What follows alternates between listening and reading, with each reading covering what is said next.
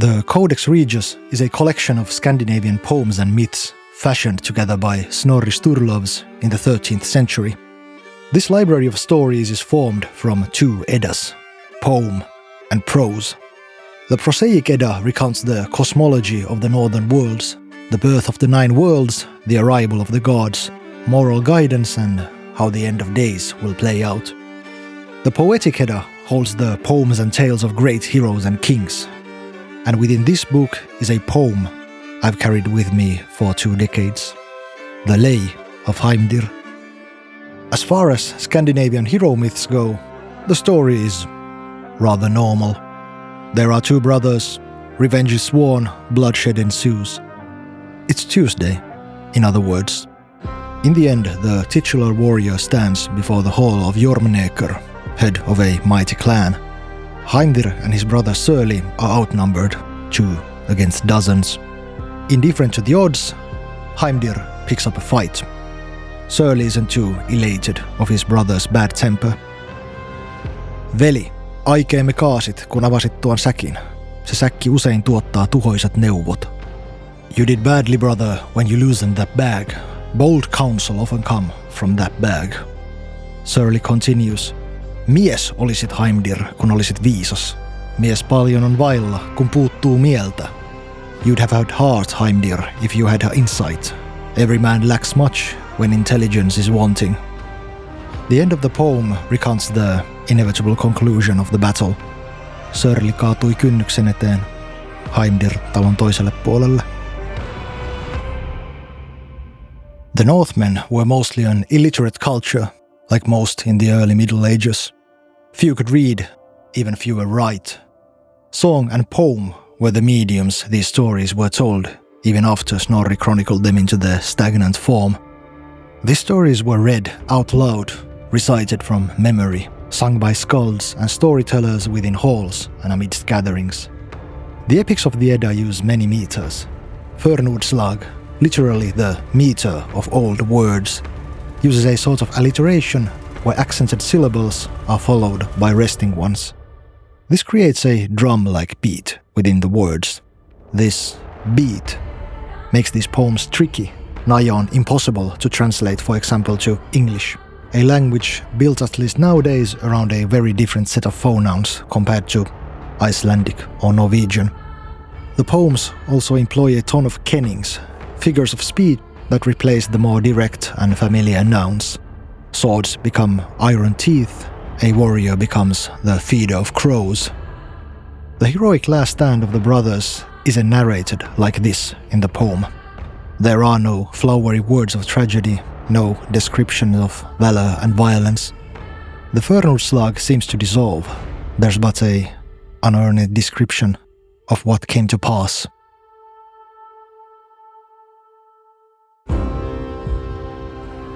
Surly kaatui kynnyksen eteen. Hamdir talon toiselle puolelle. Surly fell by the banister. Hamdir behind the house. I know this isn't some meta-poetic trick. The ancient skalds who dreamt up these stories didn't break the Förnordslag for artistic effect. I know that. I guess. These poems have passed from one poet to another, from skald to skald, over a millennia. They were perceived as ancient by the time they were written down in the Codex Regius in the 13th century. And then there's the issue of translation. These stories have passed through ancient Norwegian, Icelandic, modern Norwegian, Booksmall Swedish, and then found their form in Finnish 8 centuries later. Such a whisper of an intent couldn't survive a millennia of interpretations and translations. Right. In all likelihood, this is all just something I've drummed up in my head. But goddamn, am I nevertheless intrigued by this idea, when the form of the medium itself must break to convey something necessary.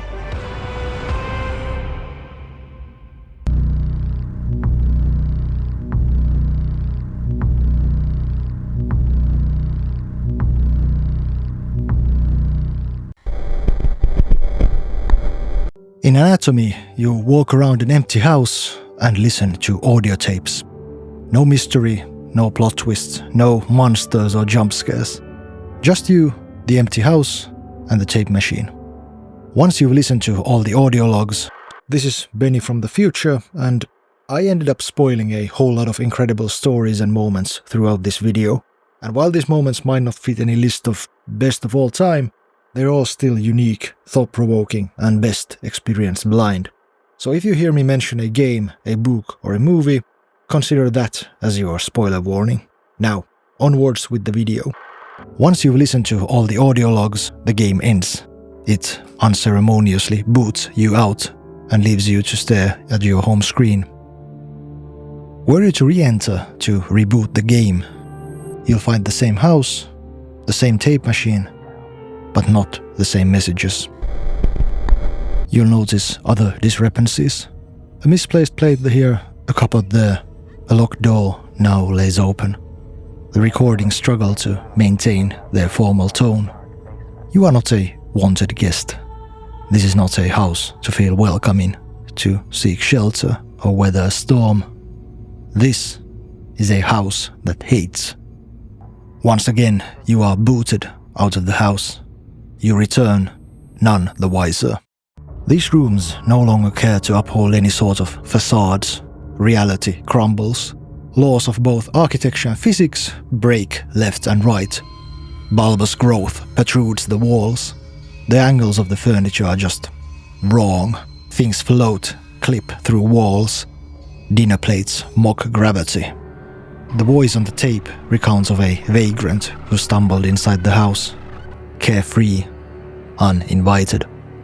He defiled the house, pissed on the floor, scraped the walls. The house abided its time and then invited, beckoned the vagrant into the cellar. The man, you just know it's a man, tripped on the stairs. It's hard to neglect the all-protruding glee of the voice as it describes the caved-in skull of the unwanted guest, the shattered bones, the rindles of blood. A door next to you opens. It leads down to darkness. The house boots you out as you make your way to the cellar. Once again, you force yourself inside, and now the house has no leniency left. It's too fed up with your impudence to maintain any semblance of normalcy. Every room, every piece of furniture, everything is wrong. The voice on the tape howls, distorts, the house contorts. Walls pulsate with something unplumbable. In the cellar, you're made aware of your effrontery at last.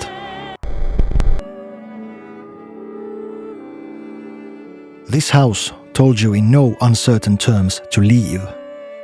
A house this filled with hate should be left well alone. Yet you protruded, forced yourself in without consent, time and time again. The cellar reveals itself as the maw you deep down always knew it to be. Teeth protrude from the floor, fangs from the ceiling. This house will now devour you. When a house is both hungry and awake, every room becomes a mouth.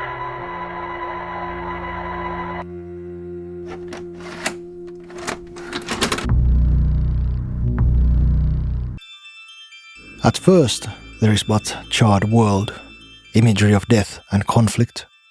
Pyres, crosses, mass graves. Two beings stare down each other. A crude, hulking figure and a fair, flame-haired girl. A flash of light, and something begins anew. We have been here before.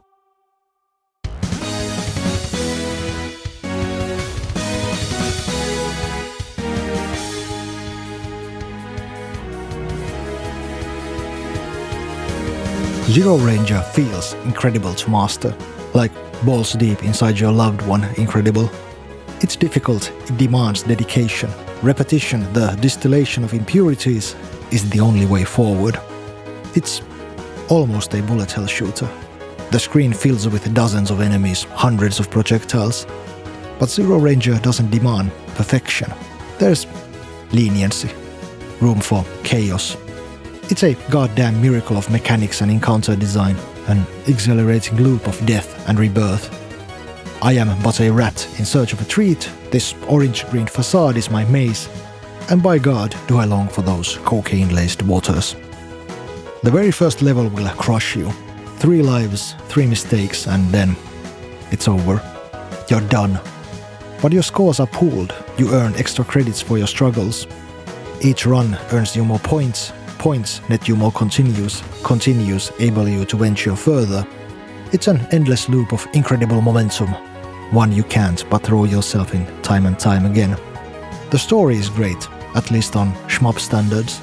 The soundtrack is god tier and the art style inspired, but it's the loop that keeps you engaged. My partner brings me tea and kisses me on the crown of my head. I murmur something incoherent. Can't talk, in the zone. She kisses my neck and leaves the room. A moment passes. I pause the game and take a sip from my tea. It's cold. 2 hours, 37 minutes, the capture software informs me. I press start and continue my descent. Zero Ranger has only 4 levels, just enough for total mastery. The levels loop, distort, mutate, as does the game. The story, the characters, the imagery, the music, everything is trapped in a cycle.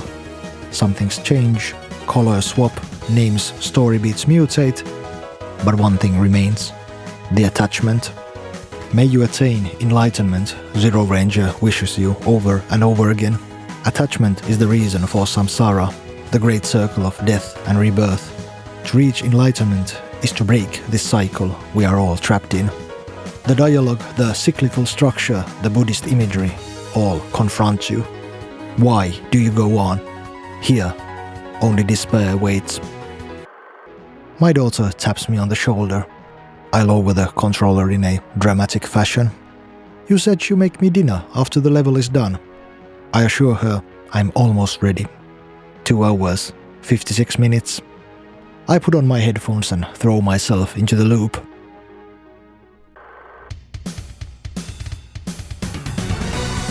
Your progress is often halted by a brick wall difficulty spike. A sequence so hard you question your reasons to go on. Continue after continue melts away as you throw yourself against the overwhelming opposition. It takes you 3, 7, 12 loops to scrape through the enemy's fronts, but you've done it. You've broken the circle. You're deeper than ever before.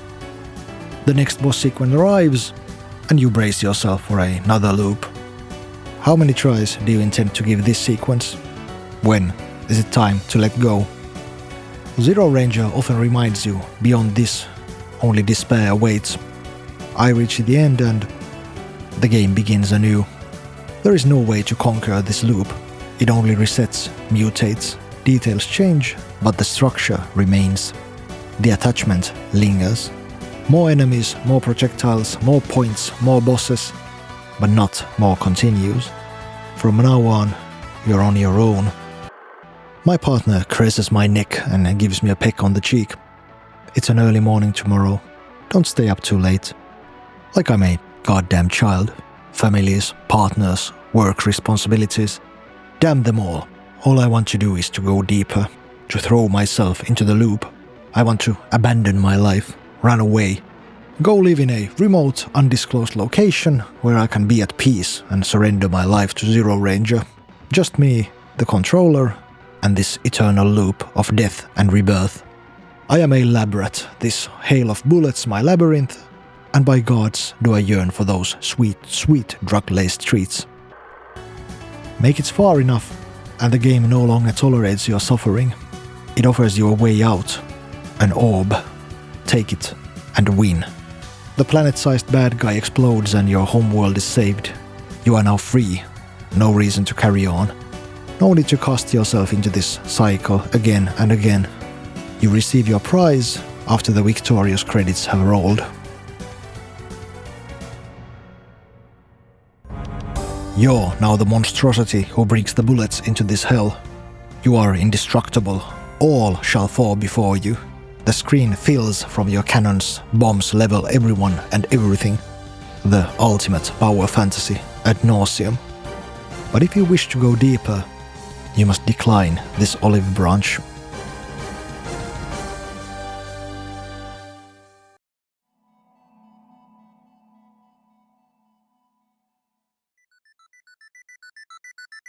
Another brick wall, a pit of sunken efforts. A breaking point draws near. Why go on? Ego, glory, self-improvement. What are we doing here? After this, another brick wall awaits. Shit's getting out of hand. The colors, the choreography, the music, everything mutates, but nothing changes. It doesn't matter, you have 8 continues. There are no checkpoints in this penultimate fight. Why did you spend all those hours in struggle, only to end up here, where all your efforts are rendered moot? The flame-haired girl, despair personified, seems unwinnable. The game slaps you and demands an answer. Why go on?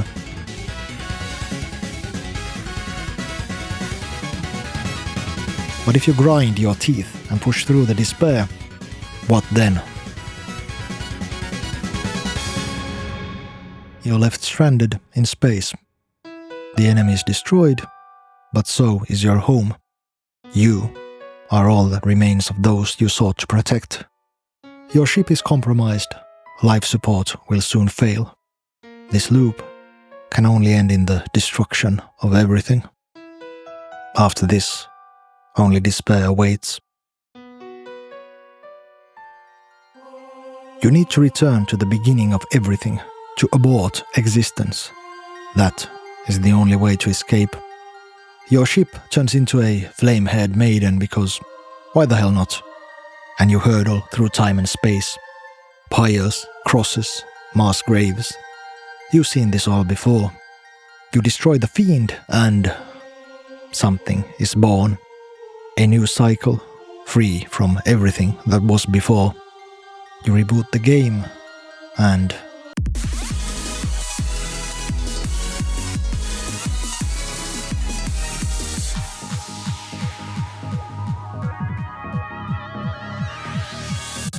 the colors have changed, the names are different, the dialogue is altered, but nothing has changed. There is no escape from this cycle of life and death. Here, only despair awaits.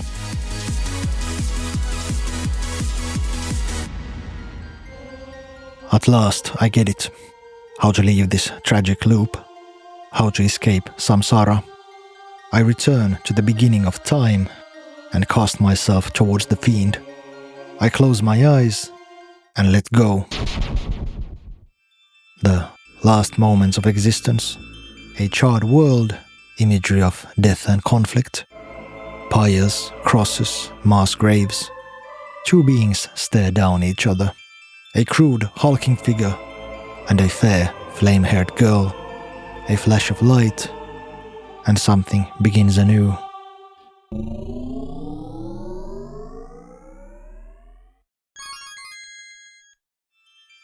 All my high scores, all my achievements, upgrades, continues.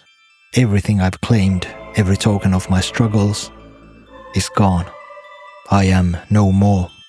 I walked the Eightfold Path and attained enlightenment. There is but one way out, one way to escape samsara.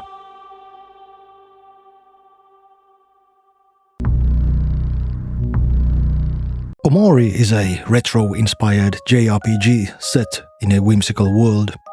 It's filled with adorable characters and locations that ooze cutesy out the wazoo. You adventure an RPG around the colorful and vibrant world with your BFFs. You run errands for the villagers, help cute animals to find their lost things. You water flowers, search a mixtape for a heartbroken space pirate. The blood of Earthbound flows strong within Omori. You fight rabbits, sprout moles, and wormholes in turn-based combat. When your health reaches 0, you don't die, you become toast. Pizzas and hot dogs are superb healing items. Tofu, granola bars and vegetables are, of course, yucky, and thus weak in their healing prowess. You learn special skills like hug, smile, annoy, and tea time. The most devastating attack in Omori is the power of friendship. You battle the adorable creatures with spatulas, beach balls, coconuts, body pillows, and... Wait, what? A goddamn knife? Omori is not your typical retro-inspired JRPG set in a whimsical world. It's filled with disturbed characters who struggle with life in an unremarkable suburb. Trauma, self-harm, depression, anxiety, psychosis. These are the monsters you battle in Omori. You explore different layers of reality, of dream and subconscious. The cutesy world was the retreat where our protagonist Sunny hid from reality. The exploration of Sunny's subconscious forms the marrow of the story. What made him retreat from the world? What estranged this group of friends? Whether we traverse the suburbs or dream worlds, one thing remains certain in a JRPG. For us to have our redemptive journey, hundreds of cannon fodder need to perish by our hand. Be they angry vegetables, ghosts or bodybuilding dwarf planets, everyone stands in our way. No matter the world, kingdom or circumstance, half of existence is determined to stop our quest. Our lot is to slaughter our way through, no matter how tangential our enemy's role is to our quest. This is the way. Not far into the game you've met with a boss battle. Aubrey, one of your best friends, has become a troubled bully whose gang torments the kids of the playground. You know how this works. We've been here 1,000 times. First, you buff up your party, debuff her stats, and then you hit her with your hardest specials. Chell throws a beach ball at her, and before Aubrey retorts with her softball bat, you attack her with your own special move. The fight halts. Everyone gasps. Aubrey cries and runs away. Did you just stab a child with a kitchen knife?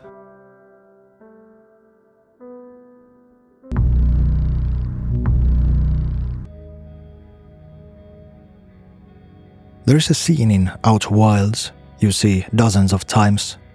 You gasp for air as you open your eyes. There's the night sky in all its majesty. Far, far away, something explodes. A flicker crosses the skies. You get up, walk past the bonfire. You take yourself to your spaceship and launch yourself to the heavens. From here, you're free to explore the tiny solar system to your heart's content. For a moment at least. 22 minutes to be exact. After the 22 minutes, the sun erupts and consumes everything. You close your eyes and surrender yourself to the blue wave. You gasp for air as you open your eyes. There's the night sky in all its majesty. Far, far away, something explodes. A flicker crosses the skies. You get up, walk past the bonfire. You take yourself to your spaceship and launch yourself to the heavens. Over and over again. You're stuck in a time loop. Why does the sun explode all of a sudden? Why do you witness it over and over again while others don't remember anything? How can you escape the loop? How can you save the solar system? These are the questions that guide your journey. You scour the world in 22-minute snapshots. Explore, adventure, take in the beauty. The breadcrumb trail leads you to the Nomai, an ancient, long-gone alien race who vanished millennia ago. Through dozens of lives, you uncover the Nomai's intentions. They sought to destroy the sun, to harvest its energy for their scientific experiments. They created a machine in the skies for this purpose, the Sun Station.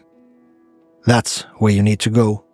All the answers wait you in the orbit of the sun, but it takes you a long, long time to find your way to the station. You lose track of how many times you've opened your eyes, gasped for air under the grand night sky. How long have you been here, in the loop? Days, months, eons. You stumble your way to the station after God knows how many failures. Here awaits the answers. How to save everyone. How to end this loop. The Nomai overestimated their capabilities to tame the stars under their sway. The Sun Station was a failure, unable to make even a small dent into the sun. The Nomai had little time to mourn their failures. A cosmic happenstance wiped them out not long after their defeat. So the Nomai are not the culprit for the destruction of your sun. The time loop, yes, That is their technology, brought alive by the enormous surge of energy of the supernova. But the fireworks themselves? No. Who then? And why? The universe is dying. There's nothing more to the story. You just happen to be born to the final days of all time. This existence will cease, and there is nothing you can do to stop it. If you turn your back to the supernova and gaze the skies right before the waves engulf you, you see sparks all around. Lights flicker and fade. All the stars in the cosmos die. This world was never yours to save. It was nothing more than a happenstance. You got stuck in a time loop, mere moments before everything, everyone, everywhere ends.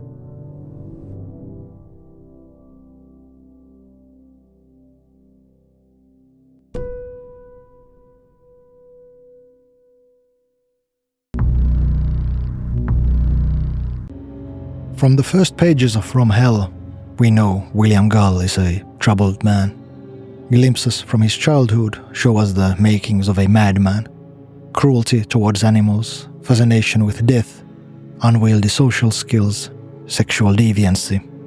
He grows up to be a man of renown, skillful, revered, successful, composed. A master surgeon, high-ranking Freemason, trusted associate of the crown. On a vacation to the countryside, Gull suffers a stroke and receives a vision.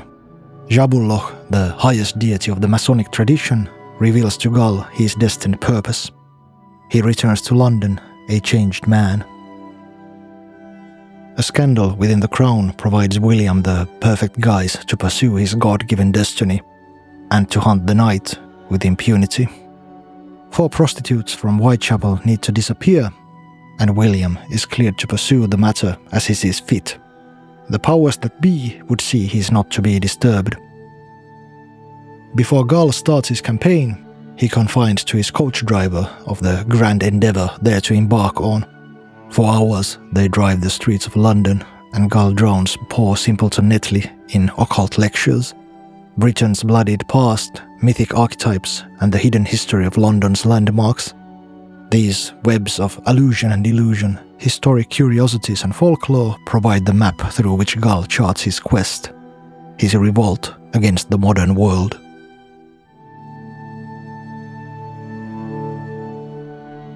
Gull's rituals give birth to the legend of Jack the Ripper.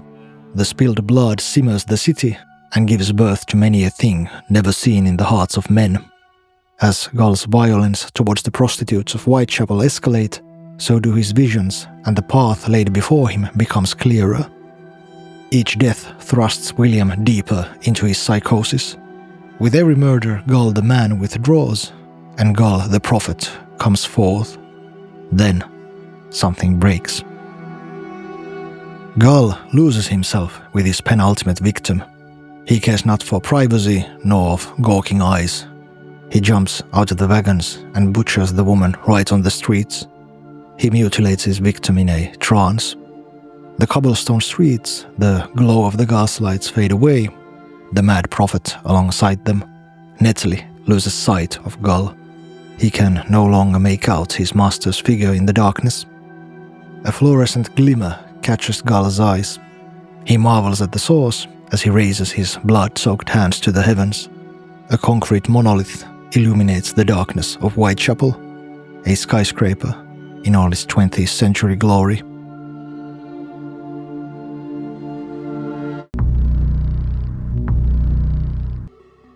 There is an ancient monolith on top of a snowy mountain, a gargantuan black door no one knows how to open.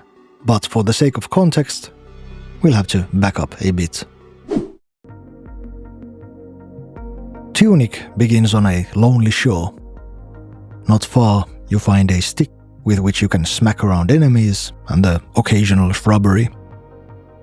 Many blocks block your path. Against these, the stick works as well as you'd imagine. We're gonna need a bigger stick. The path takes you towards the hero's grave, Most of the markings are alien to you, but the symbol of the sword does look promising. You locate a shrine after a little romp through the forest, and there, on the grave, a sword. A sword that can cut through blocks. Now the world lays open and adventure awaits. Tunic drowns you in familiar tropes, nostalgic mechanics and archetypal imagery.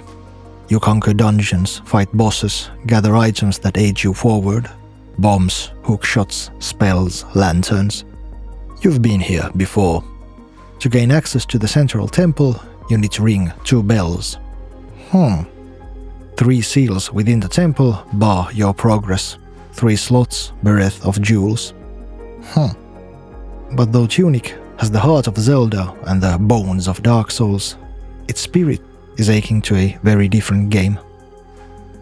Outer Wilds.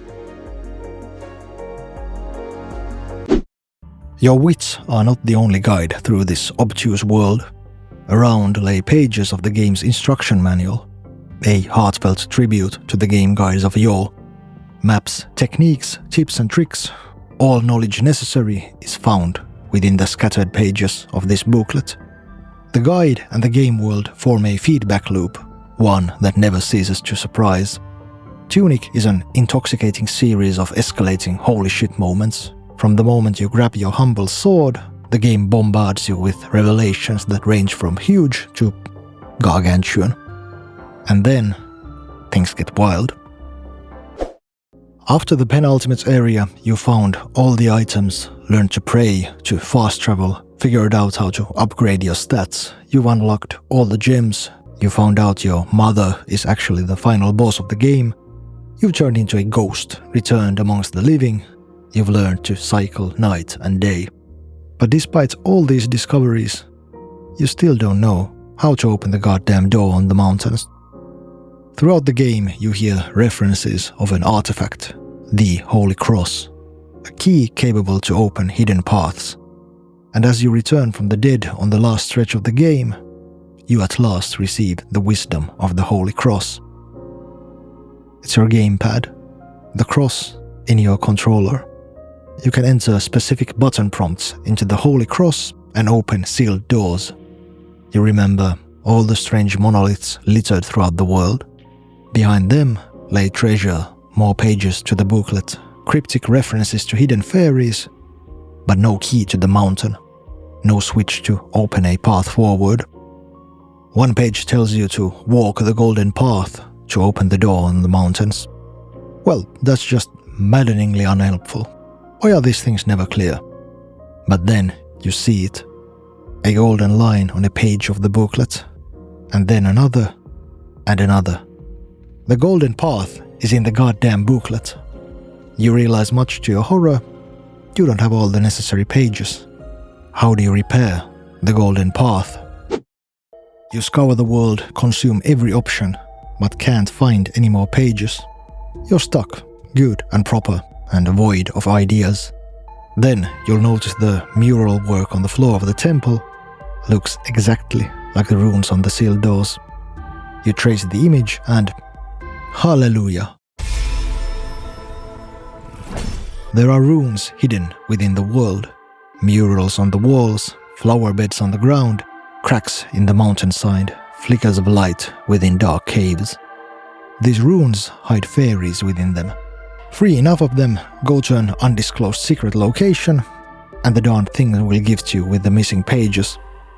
How many fairies there are, you ask? 20 of them. God damn it!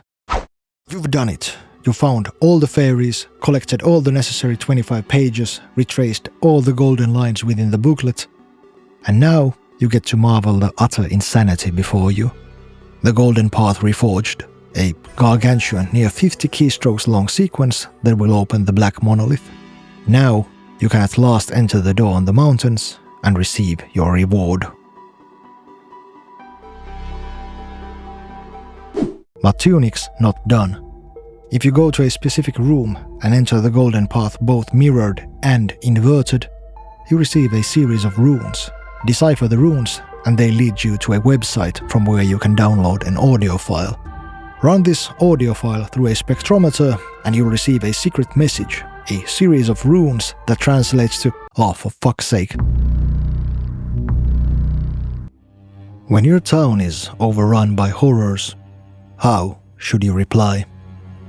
The Yharnamites chose the only proper response to fire was fire. Adept hunters became the solace for the folk of Yharnam when the scourge of the beasts flooded the streets of their city. It's a comforting thought, ain't it? To know of all the blood-soaked beasts, the most ferocious and deadly, fight for your safety. At least, so it begins. This is the role you assume in Bloodborne, the good hunter. You enter into a covenant with the healing church of the city. They imbibe their miraculous blood, and you in return hunt the night. Whatever ails you will stand at bay as long as you hold your end of the bargain. The more blood you spill, the more blood you'll receive. And so you exit the clinic and begin your prowl. It is the night of the hunt, and the blood moon hangs low. And unless you're every bit as ferocious and violent as the horrors you face, the city of Yharnam stands no chance. Most of From Software's contemporary games are at their core deconstructions of two prominent mythical stories. There's the Flood and the hero's journey. The Flood portion is more or less self-evident in the light of Yharnam's bloodied streets. A supernatural wrath of God descends upon the city, beckoned by its collective sins and hubris. The sinners, the meek and pious, the Flood will bury everyone. Hark, for the sins of the few can sink the lives of many. As for the hero's journey, all Soulsborne games follow the same narrative structure. You, an outsider, a weakling, are thrusted by a happenstance into a broken world of supernatural ruin and decay. You fumble around, try to find your bearings, while the world does its darnest to break you. You die, suffer, lose hope, over and over again. And through this suffering you master the land and grow into the Chosen One, someone powerful enough to break the stasis that has gripped the land. The Chosen Undead, the Tarnished, the Ashen One. But it's the good hunter's journey through the city of Yharnam that breaks this mold. The Soulsborne games are synonymous with difficulty. Everyone knows the meme. You have to get good to conquer them. But that isn't exactly true. With some exceptions held, these games are more intimidating. None more than Bloodborne. The atmosphere is oppressive. Every encounter is a threat because, let's face it, you suck. You never played a From Software game. You don't know what the hell you're to do. You're in constant panic. You don't want to die and lose all your progress and your precious blood echoes. So you play it safe, keep your distance, try to dodge, hide, go around, slip unnoticed. Every enemy can and probably will kill you. The level layout is labyrinthian, full of nooks and crannies, shortcuts, detours, ambushes and secrets. You make a wrong turn and drop down a ledge. You have no clue where you are. How are you gonna get back up? And most important, behind which corner waits the horror that will tear you to shreds. Every corner. Every Souls game makes you feel weak, few of them with the ferocity of Bloodborne. The core loop, the escalation of power, an ascent over insurmountable odds, wouldn't work unless you felt weak to begin with, lost, unfit to carry on. But you do find your bearings. Even through the violent streets of Yharnam, you grow stronger, confident, ferocious. You become the thing beasts fear in the darkness. Until Bloodborne tips its hand around the halfway mark of the story. It isn't just a gothic story of beasts and bloodshed. It's a Lovecraftian horror scene of cosmic proportions. You discover the hidden worlds, cosmic powers and eldritch truths that lay underneath your simple hunt. All the nations that have served the strange outer beings and vanished into the sands of time. All the blood-drunk hunters whom lost themselves into dreams and nightmares. The tens of thousands of caves that sprawl underneath the city. The formless gods and hidden watchers to whom you are so insignificant they can't fathom your existence.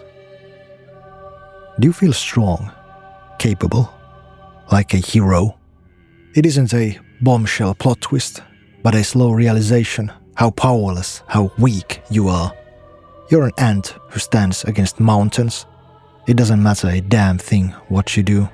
The gothic imagery is just window dressing to lure you in, a fantasy to lull you into a false sense of power. Dark Souls and Elden Ring drown your regained sense of power in existential fatalism. You become the top god amongst the top gods.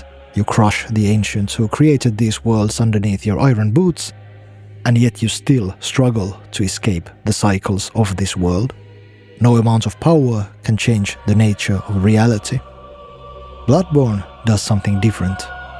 It makes all your efforts meaningless. The boons of your tribulations pale and wither in front of the cosmic abyss you are faced with. This is not a journey of the hero. The game gives you ample opportunities to find your bearings, enough time to lift yourself on a pedestal.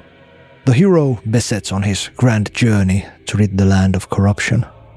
You learn of the culprits, the history of the city, of the hubris that beckoned this scourge. Bloodborne abides its time, and only once you've grown content, it takes back what you've took from it. It breaks you in the most profound of ways, takes from you the most precious of things: hope, power, resolve, your will and reason to go on.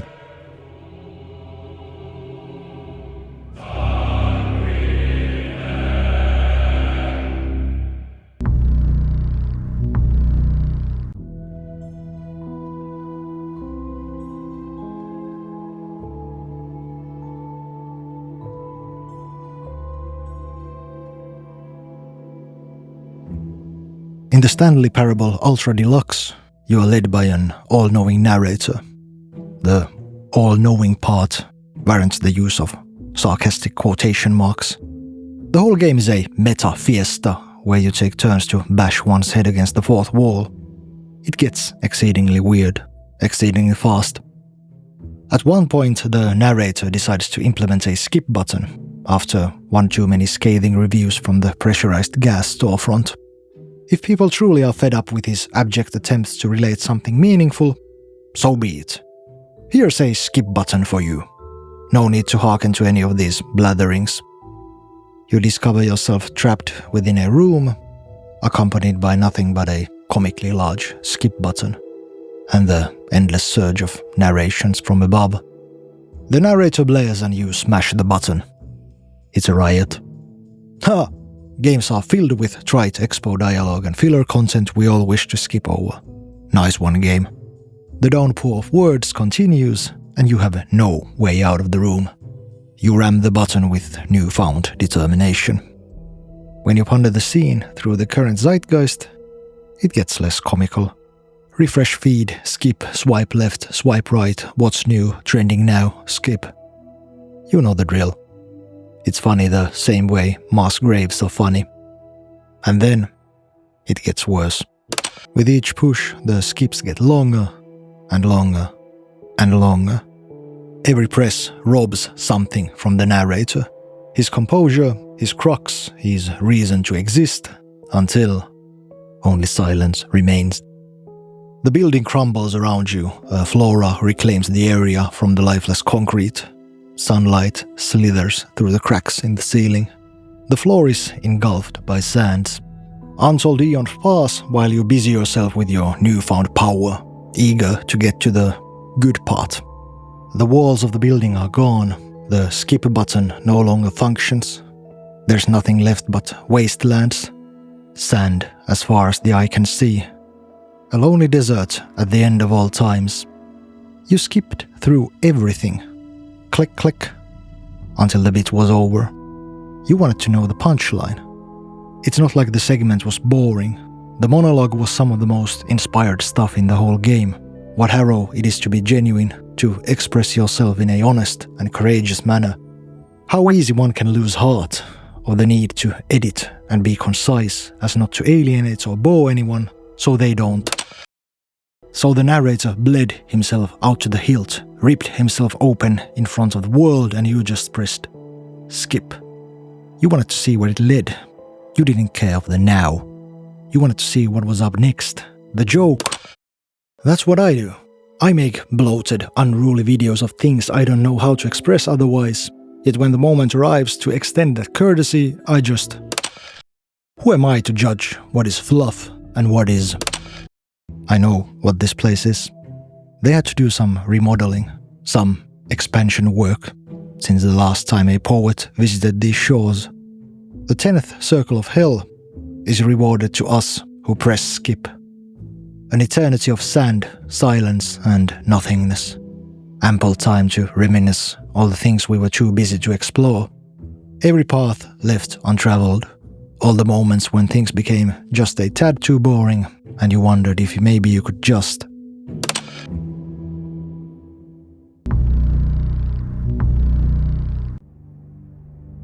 The House of Flying Daggers is a kung fu movie from the noughties, which means it's bonkers as all hell. Soldiers glide between bamboo trunks and archers kill 5 people with a single shot. A blind dancer retraces the steps of... Well, I'll just show you.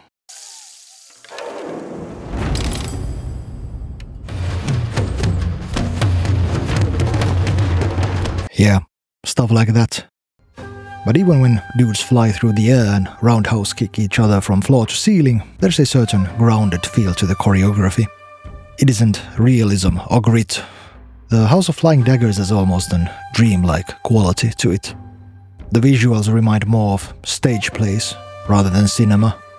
And that makes it so incredibly invigorating when the movie in its final moments decides to shatter that form. The House of Flying Daggers is at its core a love story. A story of the kind of love that makes cities lean and nations fall. The plot has many threads. Revenge, a fight against an oppressor, double and triple crosses. But the beating heart of the story are tragic lovers who fate has cast on opposite sides of a conflict. Come the final scene, the movie has discarded every other element of its story as trivial. We are not told how the last grand battle played out. What came of the nation pales in comparison to what takes place in the field nearby. 2 warriors stand opposed to each other. Between them lays their mutual love, dead, murdered in a fit of jealousy. A final duel to the death ensues. Of course it does.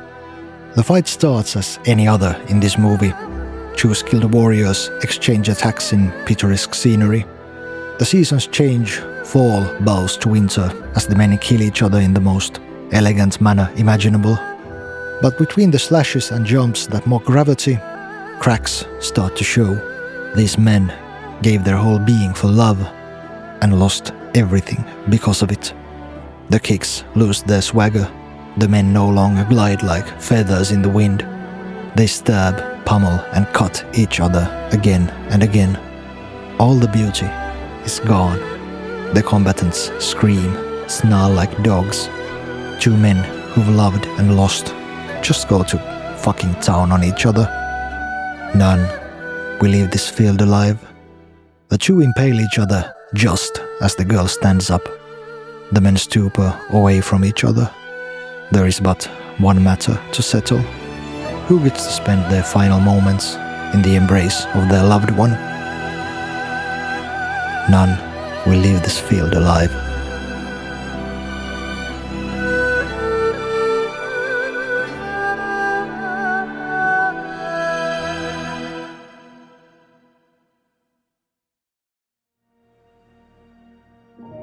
I thought I knew what this video was about when I started to edit it together. A series of interesting curios of moments strung together by this notion of when things go the way they're not supposed to. You've seen the video, I don't have to tell you what it held within. But there was one thing more that broke. When it comes to shots and written media, these steps outside the well-lit and paved roads of normalcy are interesting curios.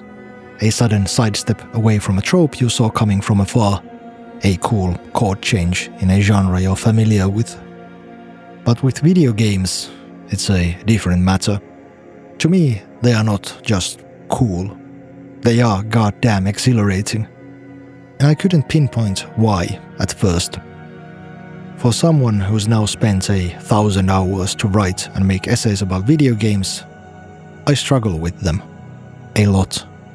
On good days I find games shallow, frivolous and predatory. On bad days, well, a digital black hole where time and effort go to die. Everything is sucked in, yet almost nothing ever escapes outside. It's not the amount of effort demanded by games that puts me off. It is the type of effort. I can read a 1,000-page novel, no problem, sit through 7 seasons of well-constructed drama, engorge 3 hours of participatory theatre without batting an eye. But of all the mediums of drama and story, video games are the only one that make me almost day to day reevaluate my usage of time in this finite life of mine, and not in a positive way. We do a lot of stupid things in video games, menial things, annoying things, things that make me ashamed of my usage of time. Maybe a part of this is some deep-rooted shame of being an undereducated, underachieved boy man in his near 40s who still dabbles with silly little things for children. There might be a part of this, but it is not the whole. Video games are built around the notion of doing repetitive tasks to further the goal. Forward the plot, achieve a higher rank, see the numbers go up. It doesn't really matter whether you shoot dudes, hack monsters, scale walls, traverse planes or solve puzzles. There is an ever-expanding loop of intricacy and mechanical demand, and one hopes along the way lays something worthy, something to justify the hours of effort allotted. The older I get and the more games I play, the louder becomes the voice in me that asks, why do I kill these bunnies, slaughter these nightmares, run around in circles within this office? Why do I need to solve 14 of these identical rune puzzles? Do I really need 54 copy-paste dungeons? Is this really going somewhere?